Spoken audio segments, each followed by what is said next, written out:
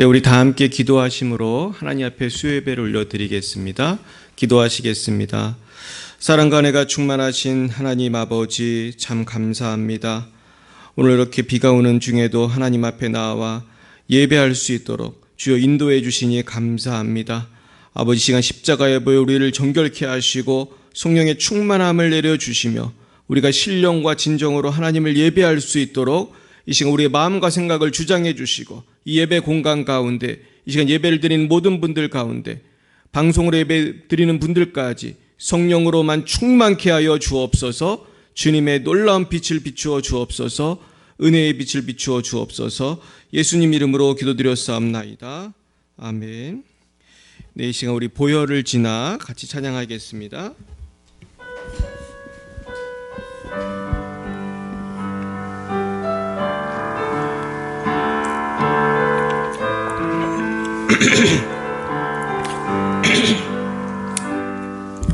보혈을 지나 하나님 품으로 보혈을 지나 아버지 품으로 보혈을 지나 하나님 품으로 한 걸음씩 나가네. 보혈을 지나 하나님 품으로 보혈을 지나 아버지 품으로 보혈을 지나 하나님 품으로 한 걸음씩 나가네. 존귀한 주 보혈이 내 영을 새롭게 하시네. 존귀한 주 보혈이 내 영을 새롭게 하네. 존귀한 주 보혈이 내 영을 새롭게 하시네. 존귀한 주 보혈이 내 영을 새롭게 하네. 보혈을 지나 하나님 품으로 보혈을 지나 아버지 품으로 보혈을 지나 하나님 품으로 한 걸음씩 나가네. 보혈을 지나 하나님 품으로 보혈을 지나 아버지 품으로 보혈을 지나 하나님 품으로 한 걸음씩 나가네. 존귀한 주 보혈이 내 영을 새롭게 하시네. 존귀한 주 보혈이 내 영을 새롭게 하네. 존귀한 주 보혈이 내 영을 새롭게 하시네. 존귀한 주 보혈이 내 영을 새롭게 하네. 아멘. 이 시간 우리 다 함께 기도하겠습니다. 주님, 주의 보혈로 우리를 정결케 하시고 새롭게 하옵소서. 아버지, 우리의 가정을, 이 민족을 새롭게 해주옵소서. 기도하겠습니다. 할렐루야. 하나님 아버지 감사합니다. 오늘 주님의 보혈을 찬양합니다. 주님의 보혈이 우리의 심령을 깨끗게 해주시고 주님의 보혈이 이 민족의 죄악을 깨끗게 하여 주옵소서. 아버지, 우리의 힘으로는 아버지 하나님의 영광을 나타낼 수 없습니다. 우리의 힘으로는 우리의 죄악을 씻을 수 없습니다. 오직 십자가의 공로 의지하오니 아버지 십자가의 보혈로 이 민족을 정결케 하옵소서. 하나님, 이 민족이 하나님께 범죄하였습니다. 이 민족이 정말 전국적으로 정부에서부터 아버지 모든 국민들 한 사람 한 사람까지 범죄하였습니다. 하나님을 경외하지 않고 동성애를 찬양하며 아버지 지금 차별금지법이 통과될 위기 속에 있습니다. 귀여 축제가 이제 이루어진다고 합니다. 소돔과 고모라와 같은 이 시대 가운데에 우리 젊은이들이 믿음을 잃고 있습니다. 학교에서 잘못된 것을 가르치고 있습니다. 진화론을 가르치고 동성애를 옹호하고 아버지 역사를 왜곡하며 아버지 참으로 헛되고 헛된 것을 가르치고 있을 때에 아버지 한국교회가 깨어 있어야 할 터인데 한국교회마저 힘을 잃고 아버지 지금 만 개의 교회가 문을 닫았습니다. 불쌍히 여겨 주시옵소서. 우리가 오직 회개하며 나아갈 때에 대한민국이 변화되게 하시고 이 민족이 변화되게 하시고 사단마귀가 아무리 강하게 역사할지라도 우리가 순교의 각오로 기도하며 나아갈 때에 성령님 우리와 함께하여 주시옵시고 아버지 우리 교회가 살아나게 하시고 가정이 살아나게 하시고 각 개인이 살아나게 하시고 젊은이들이 회개하고 돌아오는 역사가 있게 하여 주옵소서. 살아계신 하나님 만나게 하시고 성령님 체험할 수 있도록 주여 역사하여 주옵소서. 주 우리를 변화시켜 주시옵소서. 아버지, 이 시간에도 주의 복음 증가하는 우리 선교사님들 축복합니다. 우리 러시아의 장수정 김정일 향하는 선교사님 축복합니다. 특별히 우리 장수정 선교사님 아버지 이 거류증을 해결해 주심을 찬양합니다. 정말 한 달 반 동안 참으로 고통 가운데 이 문제를 끌어왔는데 하나님 인도하심을 찬양합니다. 아버지, 우리 송지영 박정희 선교사님 안식월에 모든 가정을 인도해 주옵시고 아버지 특별히 우리 7월 3일 아버지 11시 예배 말씀을 증거하시고 또 2시 예배 아버지 하나님께서 우리 아들을 통해서 또한 또 순서를 맡으셨습니다. 또 안수위원으로 함께 하실 때에 인도하여 주옵소서. 하나님, 우리 오천식 박경은 선교사님 멀리 말라위에서 가실 때에 그곳에서의 안전을 지켜주시고 내 자녀를 책임져 주시며 ABC 신학교와 아바 한인교회의 모든 사역 가운데 성령의 기름을 부어 주옵소서. 우리 열방의 빛사랑교회의 성령의 폭발적인 역사가 있기 원합니다. 부족한 종부터 시작해서 우리 모두가 철저히 성령에 사로잡히게 하시고 성령의 사로잡힘으로 귀신이 떠나고 질병이 떠나고 근심 걱정이 떠나고 죄책감이 떠나고 아버지 우리의 마음가는 두려움이 떠나가고 이제는 성령의 권능을 힘입어서 이 민족을 변화시키는 우리 모두가 될 수 있도록 역사하여 주옵소서. 하나님, 손을 대통령부터 우리 모든 대한민국 정치 지도자들이 하나님께 돌아오기 원합니다. 모든 국민들이 하나님께 돌아오기 원합니다. 열방이 하나님께 돌아오기 원합니다. 모든 질병이 떠나가기 원합니다. 주님의 재림을 준비하기 원합니다. 역사하여 주옵소서. 역사하여 주옵소서. 역사하여 주옵소서. 역사하여 주옵소서. 이 시간 우리를 역사하여 주옵소서. 예수님 이름으로 기도드렸습니다. 아멘. 네, 우리 아버지 사랑 내가 노래해 찬양하겠습니다. 236번 찬양집 236번.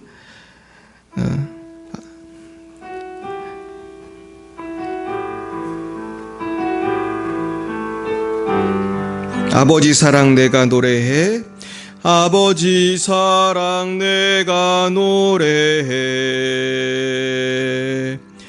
아버지 은혜 내가 노래해. 그 사랑 변함없으신 거짓 없으신 성실하신 그 사랑 상한 갈 때 꺾지 않으시는 꺼져가는 등불 끄지 않는 그 사랑 변함없으시 거짓 없으신 성실하신 그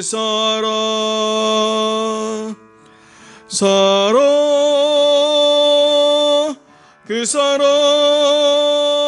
날 위해 죽으신 널 위해 다시 사신 예수 그리스도 다시 오실 그 사랑 죽음도 생명도 천사도 하늘의 어떤 권세도 끊을 수 없는 영원한 그 사랑 예수 아버지 사랑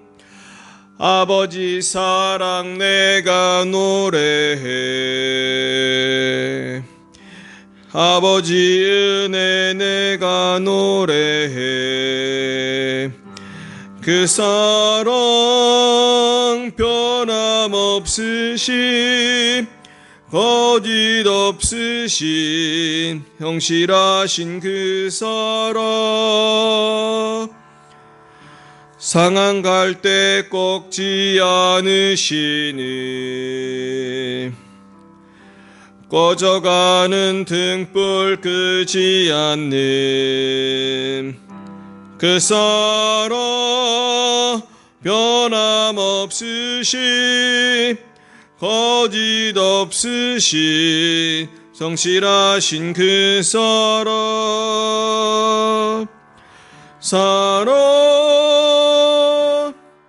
그 사랑 날 위해 죽으신 널 위해 다시 사신 예수 그리스도 다시 오실 그 사랑 죽음도 생명도 천사도 하늘의 어떤 권세도 끊을 수 없는 영원한 그 사랑 예수 그 사랑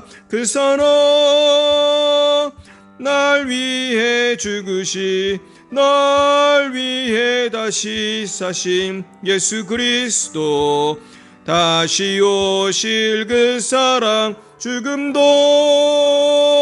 생명도 천사도 하늘의 어떤 권세도 끊을 수 없는 영원한 그 사랑 예수 아멘. 주님의 사랑에서 아무도 우리를 끊을 수 없는 줄 믿습니다. 우리 한 장만 더 찬양하겠습니다. 우리 464면 부흥 464번 부흥 찬양하겠습니다.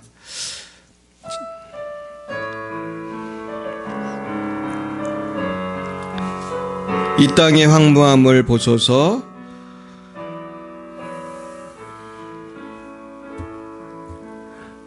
이 땅의 황무함을 보소서 하늘의 하나님 긍휼을 베푸시는 주여 우리의 죄악 용서하소서 이 땅 고쳐 주소서 이제 우리 모두 하나 되어 이 땅에 무너진 기초를 다시 쌓을 때 우리의 우상들을 태우심 성령의 불이 마소서 복의 불길 타오르게 하소서 진리의 말씀 이 땅 새롭게 하소서 은혜의 강물 흐르게 하소서 성령의 바람 이제 불어와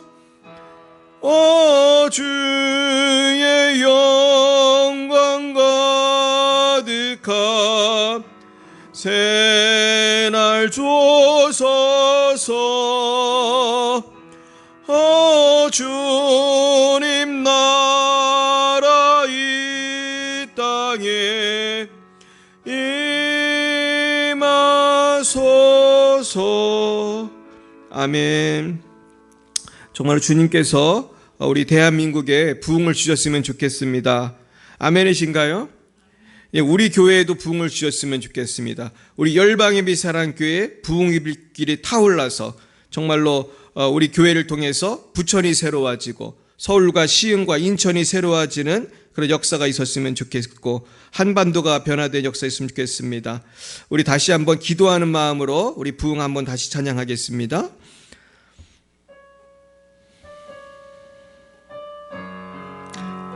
가사를 생각하시면서 이 땅의 황무함을 보소서. 이 땅의 황무함을 보소서. 하늘의 하나님 긍휼을 베푸시는 주여 우리의 죄악 용서하소서. 이 땅 고쳐주소서. 이제 우리 모두 하나 되어 이 땅에 무너진 기초를 다시 쌓을 때 우리의 우상들을 태우시 성령의 불이 마소서. 부흥의 불길 타오르게 하소서. 진리의 말씀 이 땅 새롭게 하소서. 은혜의 강물 흐르게 하소서. 성령의 바람 이제 불어와 주의 영광 가득한 새날 주소서. 주님 나라 이 땅에 임하소서. 오 주의 영광 주의 영광 가득한 새날 주소서. 주님 나라 이 땅에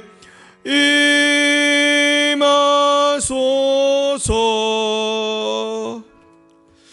하나님 아버지, 그렇습니다. 우리가 정말 간구하고 찬양한 것처럼 이 땅에 주님의 나라가 임하게 하여 주옵소서. 먼저 우리의 마음속에 성령이 충만하여 하나님 나라가 임하게 하옵시고, 우리의 가정에 하나님 나라가 임하게 하옵시고, 우리의 교회와 이 민족 가운데 열방 가운데 아버지의 나라가 임하게 하옵소서.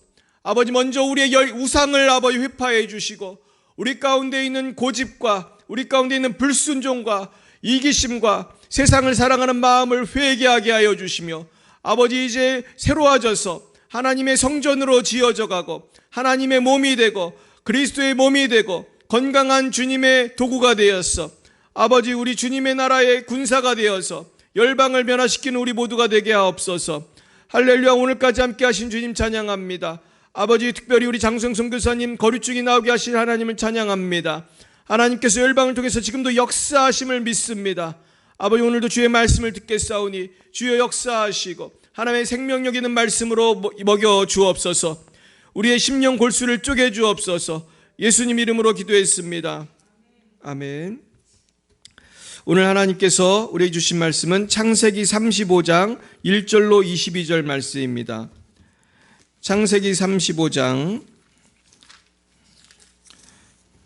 1절부터 22절까지 말씀을 함께 보시겠습니다.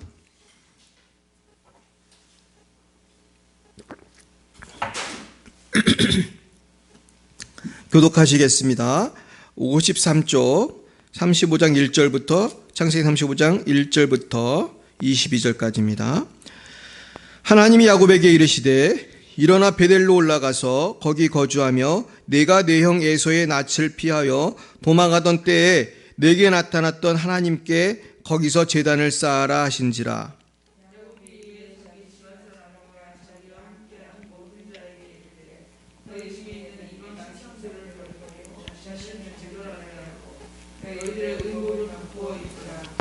우리가 일어나 베델로 올라가자 내 환난 날에 내게 응답하시며 내가 가는 길에서 나와 함께 하신 하나님께 내가 거기서 제단을 쌓으려 하노라 하매.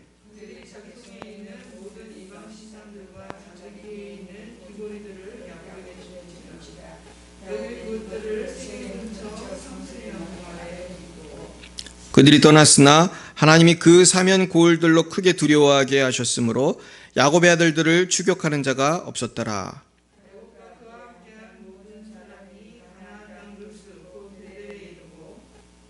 그가 거기서 제단을 쌓고 그곳을 엘베델이라 불렀으니 이는 그의 형의 낯을 피할 때에 하나님이 거기서 그에게 나타나셨음이더라.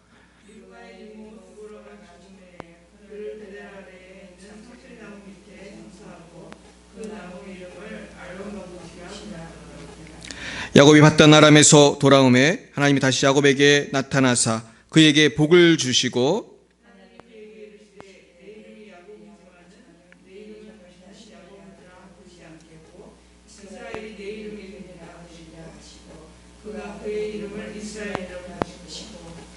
하나님이 그에게 이르시되 나는 전능한 하나님이라 생육하며 번성하라 한 백성과 백성들의 총회가 내게서 나오고 왕들이 내 허리에서 나오리라.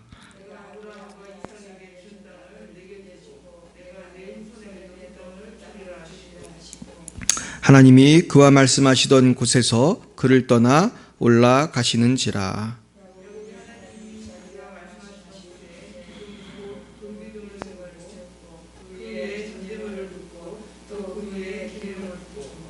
하나님이 자기와 말씀하시던 곳의 이름을 베델이라 불렀더라.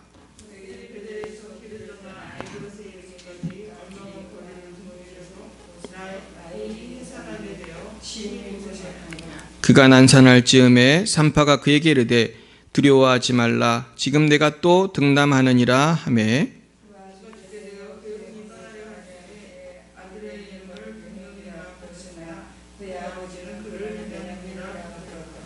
라헬이 죽음에 에브랏 곧 베들레헴 길에 장사되었고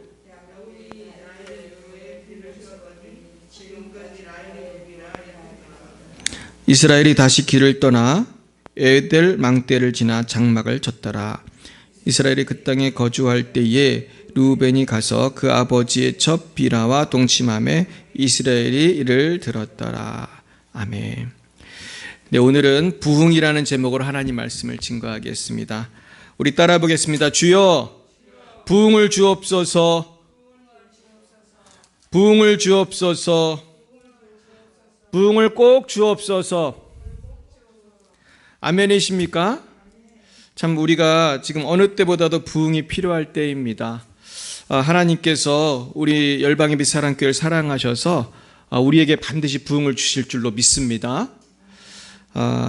근데 우리가 어떻게 하면 부흥이 올까? 오늘 그 비밀을 말씀을 드리려고 합니다.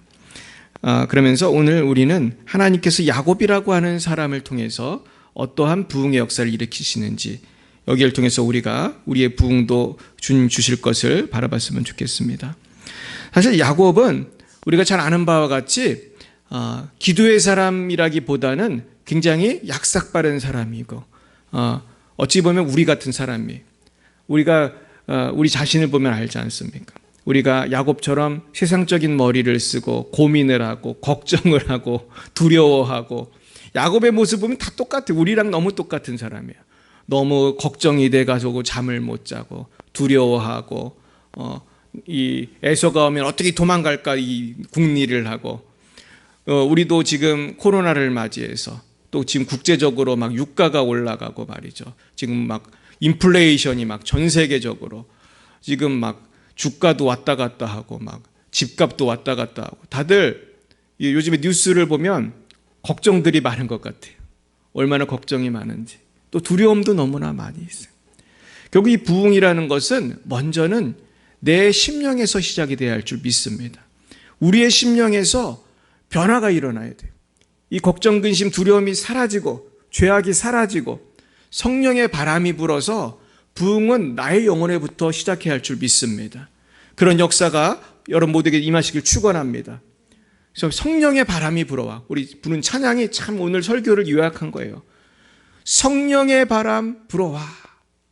근데 오늘 야곱을 보면은 지금 35장 있기 전에 34장에 무슨 일이 있었냐면은 사실은 하나님의 크신 은혜 가운데 에서한테도 안 죽고 에서가 400명의 그 군사를 끌고 왔는데 말이죠. 사실 400명의 군사면은 야곱 식구가 게임이 돼요, 안 돼요? 뭐 그냥 한 5분이면 다 죽을 거예요. 후다닥 하면 다 죽는 건데 에서의 400명의 군사가 야곱을 죽인 게 아니라 극적인 화해가 이루어져요. 그 수십 년간 쌓아온 묵은 그 미움이 화해가 되면서 해결이 됐어요. 근데 문제는 에서는 갔는데, 자기 갈 곳으로 갔는데 야곱이 이제 세겜으로 갔을 때에 그 세겜에서 어떤 일이 있었습니까? 그 야곱의 딸, 그 유일한 딸이는 것 같은데 이 디나가 어떻게 됐어요? 세겜에 가서 그 추장 이름도 세겜이에요. 강간을 당합니다. 그러니까 야곱의 아들들이 이 여동생이 강간당한 것 때문에 분을 참지 못하고 너희들이 할례를 행하면 우리가 곧 결혼하겠다 이렇게 거짓말을 한 다음에 그 세겜 사람 남자들을 다 할례를 하게 하죠. 추장이니까 자기 이제 그런 결혼 때문에. 그랬더니 그 할례하고 이제 아파서 못 움직일 때 칼로 다 죽였어요. 그래서 남자들을 다 죽이고 또 다른 형제들까지 합세해가지고 거기 있는 그 가축들 다 뺏어오고. 근데 사실 이게 얼마나 위험한 짓인지 이 어린 아들들이 몰랐던 거예요. 지금 여기가 지금 야곱이 홈타운이 아니고 여기 지금 이방 지역이잖아요. 지금 야곱은 이방인이거든요. 근데 여기서 이렇게 사람을 많이 죽였으니 이 소문이 나면 어떻게 되겠습니까? 야곱이 34장 30절에 이렇게 말해요. 야곱이 시므온과 레위, 이 주동자, 이 칼로 이 칼부림을 한 두 아들들한테 이럽니다. 이르되 너희가 내게 화를 끼쳐 나로 하여금 이 땅의 주민 곧 가나안 족속과 브리스 족속에게 악취를 내게 하였도다. 나는 수가 적은즉 그들이 모여 나를 치고 나를 죽이리니 그러면 나와 내 집이 멸망하리라. 이제 우리 다 죽었다 그러는 거예요. 너네 때문에 우리 다 죽었어 이놈들아. 그렇게 말하는 거예요. 사실 이 가나안 족속들이 이 야곱 가족 몇 명 됩니까? 그냥 동네 사람들이 다 칼 들고 몽둥이 들고 오면은 다 죽는 거예요. 그러면서 지금 다 죽게 생긴 것입니다. 그랬는데 35장 1절에 보면 하나님이 나타나셨어요. 그러면서 하나님께서 이 고난, 이 위기를 돌파할 수 있는 비법을 말씀해 주십니다. 뭐라고 하셨습니까? 일어나라고 그래요. 일어나. 우리 절망 가운데 있을 때 하나님이 하시는 말씀이에요. 일어나. 우리 요나에게도 그러죠. 일어나. 일어나 베델로 올라가서. 이 베델이라는 게 중요합니다. 베델이 어디입니까? 베델은 야곱이 처음 정말 무일푼으로 도망갈 때 광야에서 돌베개 자던 곳이 베델이잖아요. 거기서 하나님 만나서 하나님의 축복의 말씀을 받고 그 놀라운 비전을 발견한 베델. 그러니까 처음으로 하나님 만났던 그 베델. 그리고 야곱이 그 베델에서 하나님께 서원한 게 있었거든요. 내가 하나님께서 복 주시면 11조 드리고 예배 드리고 쉽게 말해서 요즘 말로 하면 예수 잘 믿겠습니다. 우리 그런 결단 많이 하잖아요. 예수 잘 믿겠습니다. 근데 잘 믿어요? 잘 안 믿어요? 말만 그렇게 해놓고 생활이 비면은 또 까맣게 까먹고 우리가 하나님과 상관없는 삶을 많이 살게 돼요. 그러다가 꽝 하고 하나님이 암이 걸리게 하고 교통사고 나게 하고 사업이 망하게 하시면 그때 정신을 차리는 분들도 왕왕 계신 것 같습니다. 오늘 지금 그런 상황인 거예요. 그러면서 하나님 다시 베델로 가게 하는 거예요. 내가 내 형 에서의 낯을 피하여 도망하던 때에 내게 나타났던 하나님께 거기서 제단을 쌓아라 하신지라. 실패한 우리들에게 오늘 동일한 말씀 주시는 줄 믿습니다. 지금 한국교회에게 주시는 말씀이고 우리 교회에 주시는 말씀이고 우리 모두에게 주시는 말씀이에요. 이제 베델로 가서 초심으로 돌아가서 네가 처음 예수님 만났던 때를 기억하고 거기서 네가 회개하고 다시 한번 부르짖어 기도하라는 거예요. 그랬더니 이제 이 약삭빠른 야곱도 이 말씀에는 순종을 해요. 왜냐하면 지금 하나님 안 도와주면 다 죽는 거거든요. 지금 그러면서 야곱이 2절에 보니까 자기 집안 사람과 야곱이 이에 자기 집안 사람과 자기와 함께한 모든 자에게 이르되 너희 중에 있는 이방 신상들을 버리고 자신을 정결하게 하고 너희들의 이복을 바꾸어 입으라. 우상을 버릴 뿐 아니라 심지어 회개하고 의복까지 바꿔 입으라. 아주 철저한 회개죠. 철저한 회개. 그러면서 하나님께서는 이 회개 운동을 야곱을 통해 일으키십니다. 결국은요, 이 부흥이라는 것은 우상을 버리는 것에서부터 시작이 돼야 할 줄 믿어요. 제가 며칠 전에도 어떤 분하고 통화를 했는데 하나님께 주신 말씀이 있었어요. 그분이 큰 어려움을 당했는데 돌아오라. 그분도 알고 저도 알고 우리 모두가 아는 것은 돌아와야 해결이 되는 것입니다. 근데 많은 사람들이요, 회개하고 우상을 버려야 될 그 시점에 가장 중요한 우상을 버리는 것을 잘 못합니다. 근데 우리의 우상이 뭡니까? 하나님보다 더 사랑하는 것, 하나님보다 더 귀히 여기는 것, 하나님보다 더 눈치 보는 것, 그것이 우상이에요. 내가 하나님의 일을 하지 못하고 내가 직장 상관의 눈치를 본다면 그 상관이 우상이고, 내가 하나님의 일을 못하고 가족의 눈치를 본다면 가족이 우상이고, 내가 하나님의 일을 하지 못하고 하나님보다 더 사랑하고 그래가지고 이것만은 포기 못합니다, 이런 것이 우상입니다. 근데 사실 우리가 이 성경에 보면은 라헬이 우상을 그렇게 섬겼어요. 그 야곱의 아내 라헬은 얼마나 우상을 섬겼는지 그 아버지 집으로부터 도망을 가는 그 급박한 상황에서도 그 드라빔이라는 우상을 그렇게 챙기는 걸 봐요. 그걸 몰래 훔쳐서 도망을 갑니다. 그만큼 라헬은 그 우상을 어떻게 여겼다는 겁니까? 중요하게 여겼다는 거예요. 그 도망가는 상황에 누가 지금 우리나라 말로 하면 뭐가 될까요? 뭐 불상 같은 거, 부적 같은 거, 뭔가를 숨기고. 그러니까 라헬은 사실은 그렇게 믿음이 좋은 사람이 아니었어요. 근데 성경에 보면 라헬의 외모가 어땠다고 되어 있습니까? 미인이었어요. 아주 야곱이 한눈에 반할 정도로. 사실 야곱과 라헬은 어떻게 보면 야곱이 한눈에 반해가지고 그렇게 가정을 이룬, 야곱이 제일 사랑하는 사람이 라헬이었는데 라헬은 별로 믿음이 좋은 사람이 아니었어요. 사실 라헬 때문에 야곱이 평생 고생을 합니다. 그런데 참 성경의 오늘 본문을 보시면요, 라헬은 그 가족들이 묻힌 그 묘에 못 묻히고 길가에 묻혔다고 되어 있어요. 그러면서 어떤 목사님은 그렇게 쓰고 있어요. 야곱이 말년에 죽을 때 그렇게 유언을 했을 거라는 거예요. 나를 라헬이 아닌 레아 곁에 묻어줘, 그렇게 유언을 했을 거라는 거예요. 그러니까 인생을 마칠 때쯤 가보니까 얼굴 예쁜 라헬이 생각나는 게 아니고 아주 묵묵하게 자식들 낳고 집안을 지켰던 누가 생각났다는 거예요? 레아가 생각이 났던 거예요. 사실 레아가 본의 아니게 하신 결혼하게 된 부인이긴 하지만은 그 집안의 첫 번째 부인이거든요. 그래서 사실 성경에 보면 신기하게도 라헬은 딴 데 혼자 묻히고요, 레아하고 야곱하고 그 식구들은 그 묻힌 곳이 다릅니다. 그러니까 그 하나님께서 레아를 높여주시는 것이 아닌가, 그런 생각도 들어요. 그런데 하나님이 라헬을 사랑하세요. 그래서 아마 분명히 이 베델에서 다 우상 버리고 회개하는 이 상황에서 분명히 라헬도 자기 우상을 버렸을 거예요. 그러면서 회개하게 하신 것을 우리가 생각할 수가 있습니다. 결국 우리는요, 우상을 버리지 않으면은 참된 신앙생활을 할 수가 없어요. 지금 유럽의 많은 교회들이 문을 닫고 있다고 합니다. 근데 몇 개가 닫느냐 하면은 아주 엄청나게 많은 숫자가 닫고 있어요. 그래가지고 그 속도가 굉장히 많은데 제일 많이 닫는 곳이 영국하고 네덜란드, 그 두 나라가 제일 많이 닫고 있대요.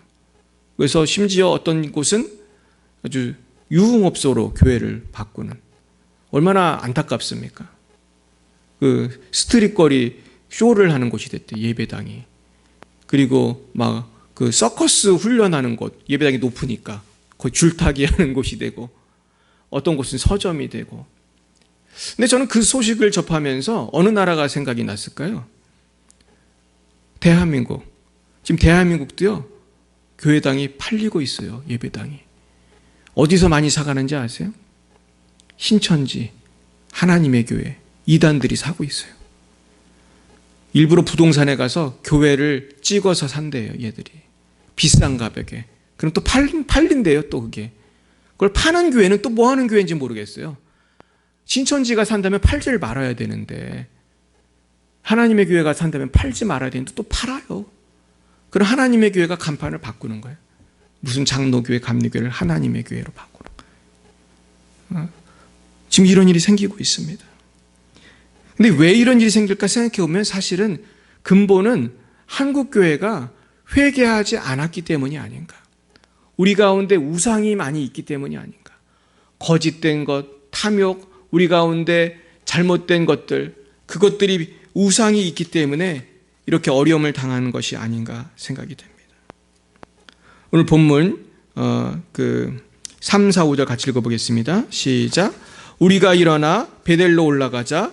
내 환난 날에 내게 응답하시며 내가 가는 길에서 나와 함께 하신 하나님께 내가 거기서 제단을 쌓으려 하노라 하매 그들이 자기 손에 있는 모든 이방 신상들과 자기 귀에 있는 귀고리들을 야곱에게 주는지라. 야곱이 그것들을 세겜 근처 상수리 나무 아래에 묻고 그들이 떠났으나 하나님이 그 사면 고을들로 크게 두려워하게 하셨으므로 야곱의 아들들을 추격하는 자가 없었더라. 보세요. 4절에 우상을 다 묻으니까 5절에 하나님 역사하시는 거예요. 그러면서 사면 고을로 크게 두려워하게 하셨다고 그래요. 하나님이 그 사면 고을들로 크게 두려워하게 하셨으므로 야곱의 아들들을 추격하는 자가 없었더라. 그러니까 우리가 위기의 순간에 회개하고 우상을 버리면 하나님이 그때부터 역사하기 시작하시는 거예요. 그때부터 한국교회도 살려주시고 우리 가정도 살려주시고 우리의 개인의 삶도 복을 주실 줄로 믿습니다. 중요한 거는 내가 아직도 버리지 않은 우상이 뭔가 이거를 오늘 생각하시기 바라요. 내가 혹시 돈을 하나님보다 더 사랑하나? 내가 혹시 하나님보다 어떤 사람을 더 사랑하나? 어떤 세상 쾌락을 더 사랑하나? 그걸 버려야 돼요. 그걸 버려야 우리가 구원을 받고 그걸 버려야 천국을 가고 그걸 버려야 복을 받는 거예요. 어떤 사람은 그냥 턱걸이에서 천국만 가려는 사람들이 있어요. 근데 그런 얄팍한 신앙으로는 우리가 하나님께서 주시는 그 영생과 축복을 온전히 누릴 수가 없는 것이죠. 이제는 돌아가야 할 때인 줄로 믿습니다. 6절 7절 보겠습니다. 야곱과 그와 함께한 모든 사람이 가나안 땅 루스 곧 베델에 이르고 그가 거기서 제단을 쌓고 그곳을 엘베델이라 불렀으니 이는 그의 형의 낯을 피할 때에 하나님이 거기서 그에게 나타나셨습니다. 나타나시더라. 엘베델 뭐예요? 베델의 하나님. 그러니까 베델에 가서 베델의 하나님을 부른 거예요. 다시 몇십 년 만에 하나님께 다시 옛날 나를 만나주신 그곳에 가서 하나님 부른 거예요. 내가 처음 회개하고 예수님 만났던 다시 기억이 난 거예요. 그랬는데 이 회개와 하나님께서 주신 그 부흥의 역사가 있었습니다. 이제는 하나님이 보호해 주셨습니다.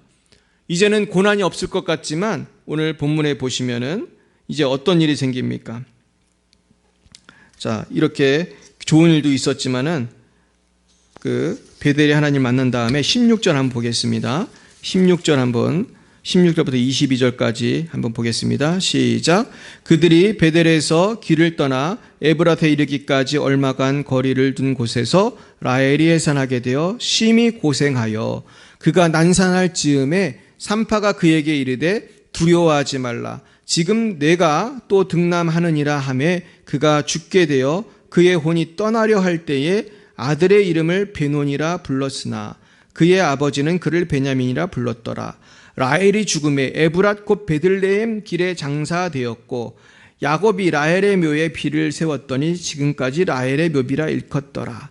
이스라엘이 다시 길을 떠나 에델 망대를 지나 장막을 쳤더라. 이스라엘이 그 땅에 거주할 때에 루벤이 가서 그 아버지의 첩 비라와 동침하며 이스라엘이 이를 들었더라. 아멘. 네, 오늘 말씀해 보면은 그 하나님께서 그 야곱을 구해 주신 다음에 좋은 일만 있는 것이 아니라 또 어려운 일들도 당하게 됩니다. 그러면서 그곳에서 이제 그 라헬이 죽게 돼요. 근데 이 아까도 말씀드렸듯이 저는 이것이 단순히 슬프고 어려운 일만은 아니라고 생각해요. 이때 라헬이 베델에서 말이죠, 자기 우상 버리고 회개하지 않고 죽었으면은 라헬은 구원받지도 못했을 거예요. 근데 하나님께서 죽기 전에 회개하게 하시고 마지막으로 베냐민을 낳고 죽게 하신 것을 봐요. 저는 이 장면을 보면서 하나님이 그래도 라헬을 구원하기를 원하셨구나. 죽기 전에 라헬한테 회개의 기회를 한번 주셨구나. 그런 감사함이 있었습니다. 그러므로 우리는 항상 이 위기의 순간에, 그리고 또 부흥의 때에도 다른 걸 생각하면 안 됩니다. 내가 회개했는데 왜 아직도 이렇게 사업이 안 되고, 내가 회개했는데 왜 아직도 건강이 안 좋고, 내가 회개했는데 왜 가족이 죽고 왜 어려움이 생기나. 우린 그런 것을 자꾸 눈에 보이는 것만 생각하면 안 됩니다. 결국 내가 회개했고 예수 잘 믿기로 결심했으면은 이제 모든 걸 영적인 관점에서 해석할 수 있어야 돼요. 이제 내가 지금 어려운 일이 생겼지만은 이 상황에서 영적으로 하나님이 무슨 일을 행하셨나? 하나님이 나에게 무슨 영적인 복을 주셨나? 하나님께서 나의 영혼을 어떻게 만지시기 원하시나? 영적인 관점에서 생각해야 됩니다. 그러면서 우리 영혼 구원에서 관점에서 본다면은 이 라헬의 이 안타까운 죽음도 위로가 될 수가 있는 것입니다. 그러면서 환난은 인내를, 인내는 연단을 이루시는 하나님의 역사를 보게 돼요. 결국은 우리가 만약에 라헬이 죽은 게 저주다, 이렇게만 해석을 한다면 이건 기복주의가 되는 거예요. 그래서 결국 부흥을 우리가 누리고 계속 예수님 안에 성령 안에서 계속해서 나아가기 위해서는 이 나에게 발생하는 고난에 대해서 우리가 이제 영적으로 해석할 수 있어야 돼요. 제가 얼마 전에 어떤 성령 세미나에 가서 어떤 목사님의 간증을 듣게 됐습니다. 그 목사님이 목회가 너무너무 안 됐어요. 그래가지고 정말 지푸라기라도 잡는 심정으로 어떤 집회에 와서 은혜를 받고 이분이 성령을 받고 나중에는 아주 성령의 권능을 세게 받아가지고 이분이 기도하면은 그분 말로 그래요. 자기가 기도하면 70% 이상은 병이 낫는데요. 그리고 귀신이 떠나가고. 이분이 인천에서 목회를 지금도 하고 계시는 걸 아는데, 그러면은 이제 부흥할 거 아니에요, 교회가. 막 환자들이 낫고 귀신이 떠나가고. 근데 이분이 그런 얘기를 하더라고요. 우리가 좋은 일만 생기는 것 같지만 그렇지 않다는 거예요. 그 후에 그 부흥이 온 다음에 그 목사님의 사모님이 암에 걸렸대요. 그러니까 다른 사람 병을 고쳐주는데 본인한테는 암이 온 거예요. 그 가족에게. 낙심이 될 수가 있잖아요. 그러면서 그분이 그러더라고요.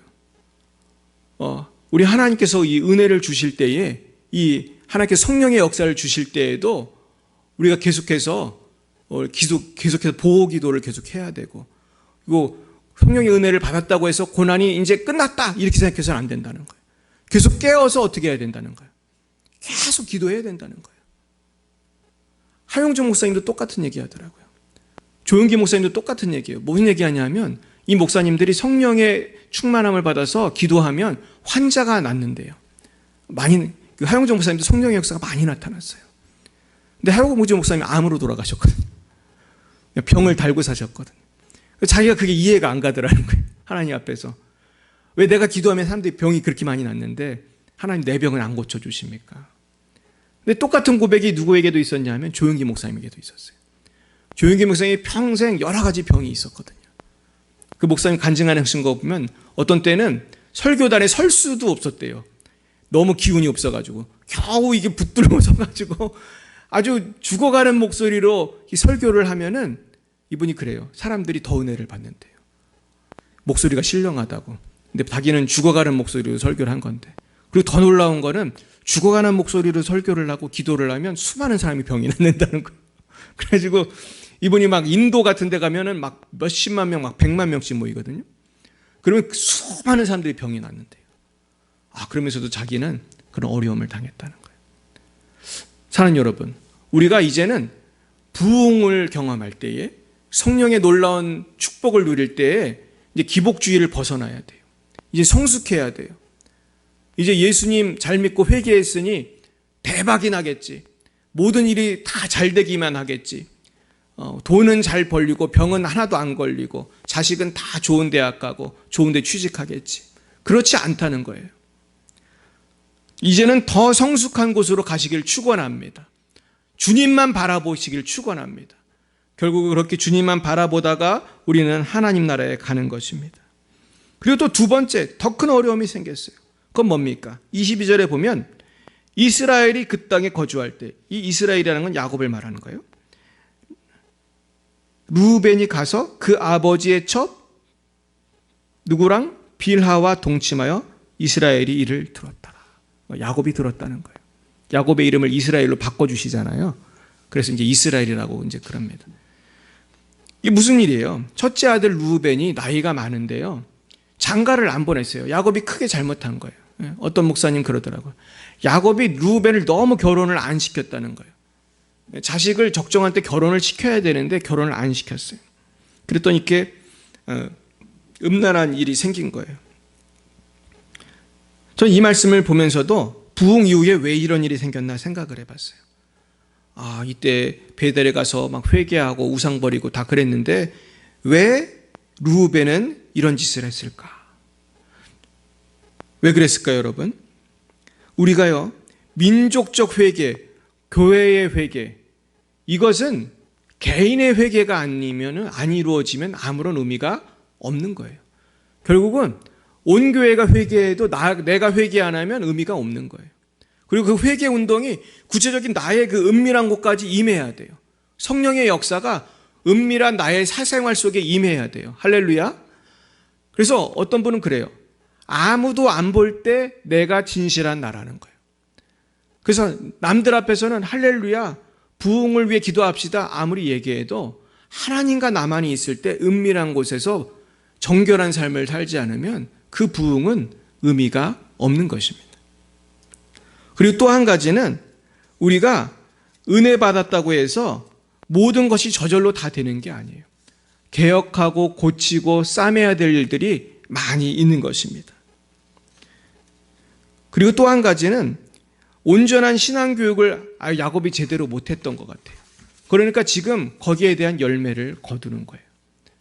결국은요, 이 모든 프로세스를 보면은 우리가 어느 날 갑자기 회개했다고 모든 게 확 변할 수가 없어요. 그래서 예전에 어떤 목사님이 쓴 그 간증집을 보니까 그 목사님께서 그렇게 썼어요. 이분이 젊었을 때 아주 주먹을 믿고 살았던 분이에요. 그래서 나중에 회개하고 예수님을 믿고 목사가 됐거든요. 근데 이분이 뭐라고 쓰고 있냐면은 나는 이렇게 변화가 되었는데 내 아들은 망나니로 산다는 거예요. 근데 자기가 기도하면서 회개를 했다는 거예요. 왜냐하면은 이 아들이 어렸을 때 본인이 망나니로 살았거든요. 그러면서 하나님께서 자기가 옛날에 방탕하게 살았던 것을 생각나게 해주신다는 거예요. 그래서 우리가 이 모든 것이 그렇습니다. 갑자기 변할 때도 있어요. 내가 회개하면 그냥 내 가족들도 알아서 그냥 알아서는 아니죠. 성령의 놀라운 역사로 갑자기 다 함께 회개하고 할렐루야 다 함께 교회 나오면 좋은데 저도 목회를 해보니까 내가 회개했다고 해서 내 자녀가 회개한 것은 아니더라고요. 우리 가족, 우리 교회도 보면 안 믿는 가족들이 참 많아요. 뭐 어떤 분은 남편이 안 믿고, 어떤 분은 자녀가 안 믿고, 어떤 분은 뭐 어떤 식구가 안 믿고. 저도 뭐 이렇게 따지다 보면은 이 친척들, 이 또 가족들 이렇게 잘 따져보면 안 믿는 분들 아직도 많이 있어요. 참 놀랍습니다.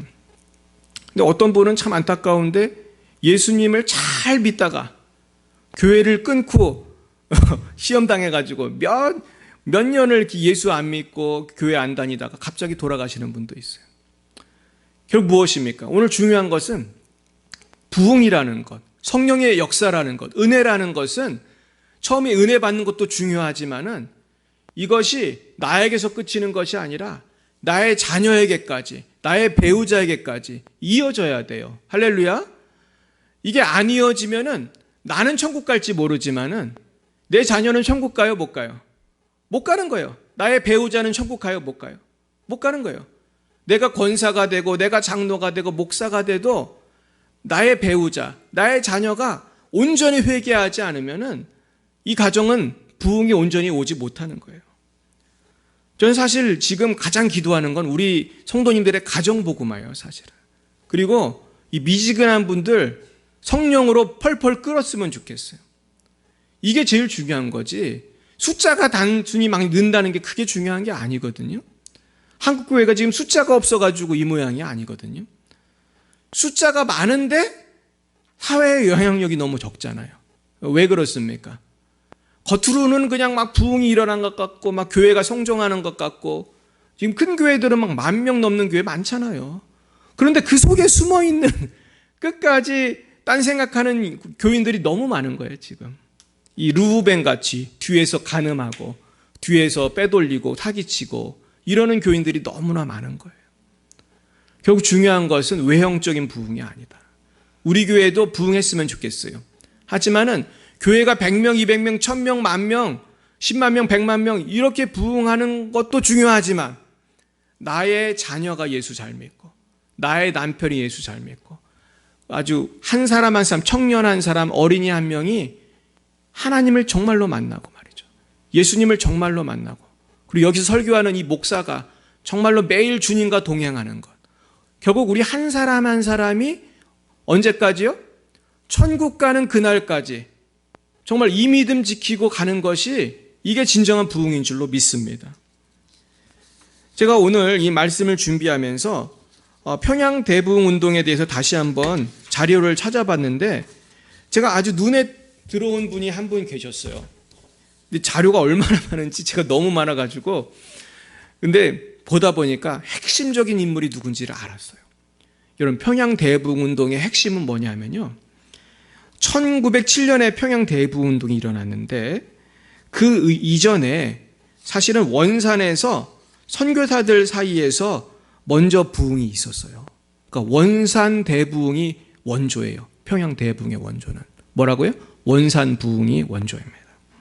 근데 원산 부흥이 왜 일어났는지를 찾아봤더니 원산과 강원도 통천 지방에서 개척 선교사로 3년간 선교 활동을 벌였지만 별 결실이 없었던 하디라고 하는 선교사가 있었어요. 하디 선교사. 이분이 아주 핵심이에요.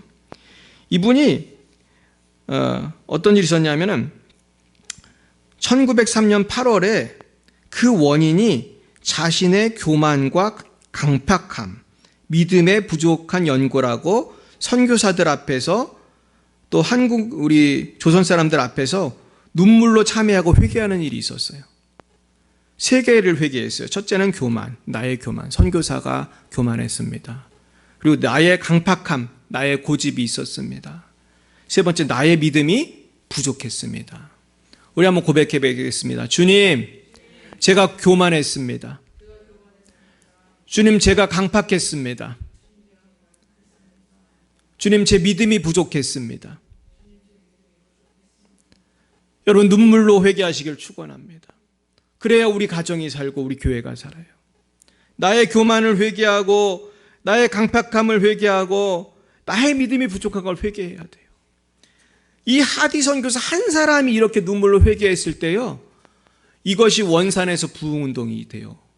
그리고 하디 선교사가 불을 받아가지고 막 인천에도 가니까 인천이 뒤집어지고 막 평양이 뒤집어지고 난리가 난 거예요. 그래서 하디가 감리교 선교사인데요. 그래서 나중에는 하디를 통해서 감리교회에서 부흥이 일어나요. 감리교회. 그리고 나중에 어떤 일이 생기냐면 장로교, 감로교 연합 부흥 운동이 일어나요. 그래서 나중에 이것이 전 교단 부흥이 돼요. 정리해 봅니다. 하디가 회개하니까 감리교가 변화되고, 감리교가 변화되니까 감리교 장로교가 변화되고, 감리교 장로교가 변화되니까 전 교단이 변화돼 가지고 1907년에 길선주 장로님 목사 안수 받기 직전에 자기 죄를 고백하고 나서 아주 평양 대부흥이라는 폭발적인 부흥운동이 1907년에 일어났던 거예요. 얼마나 놀라운지 알 수 없어요. 그런데 결국 그것을 따라가 보니까 하디라고 하는 선교사님의 회개에서 이게 시작이 된 거예요. 결국 우리 가정이 누구를 통해서 변화되기 원하십니까? 따라해 보겠습니다. 내가 회개하면 내 가정이 변화됩니다. 내가 회개하면 우리 교회가 변화됩니다. 내가 회개하면 우리나라가 변화됩니다. 아멘이십니까? 결국 회개하면, 야곱이 회개하니까 온 야곱의 가족이 다 살았잖아요.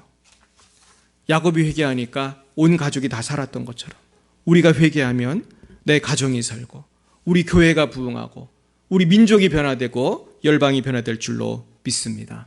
기도하시겠습니다. 사랑과 은혜가 충만하신 하나님, 주님, 저희가 교만했습니다. 제가 교만했습니다. 주님, 제가 강팍했습니다. 우리가 강팍했습니다. 주님, 저희가 믿음이 부족했습니다. 제가 믿음이 부족했습니다. 주여 용서하여 주옵소서. 우리가 더 믿음으로 나아갔다면, 더 빨리 회개했다면, 우리가 더 우리가 정말 하나님 앞에서 겸손했다면 우리 교회가 더 부흥했을 줄 믿습니다. 우리 가정이 더 변화됐을 줄 믿습니다. 이 나라의 민족과 열방이 더 변화됐을 줄 믿습니다. 이제는 주여 저희들 더 겸손하게 살게 하여 주옵시고 더 믿음으로 살 수 있도록 역사하여 주시옵소서. 지금은 살아계신 주 예수 그리스도의 구속의 은혜와 하나님 아버지의 놀라우신 사랑하심과 성령의 교통하심과 역사하심이 날마다 회개하며 부흥을 꿈꾸는 사랑하는 제자인들 머리 위에와 우리 열방의 배 사랑교회 위에 이제와 영원 몽토록 함께 하시기를 간절히 축원하옵나이다.